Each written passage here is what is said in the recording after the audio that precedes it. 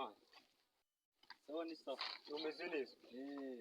Mbuye n'akabazo gakomeye cyane. Jesus, use Samuel yagira ikihe kibazo ra? Yababa gumenye n'akabazo gakomeye cyane bifatika ari akabazo ni ikibazo nako naga ari akabazo.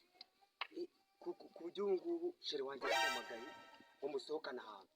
Kandi nabicira indiho n'imyenda urabona ni imishire yanciriye ubwo nk'umuntu w'inshuti yanjye uko ngenza nyine Cyarancanze ngiye muzeheye do ndacyumira.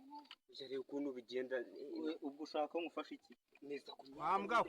Nize wenda na 5 wenda nuko nakigenza. Yes we. 5 subu. 5 nayo mfite n'ibiceri desa.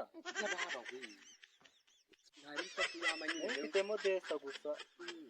Harimo n'imfunguzo.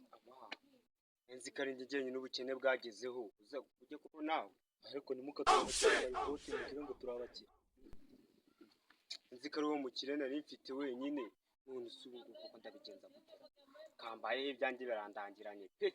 Wakira rero ubugumye ahangaha kanze nkuzanire iyo myenda nari binayo ndayiguha erega uri umuntu wanje nari bigere urebe kuno wangenza gose.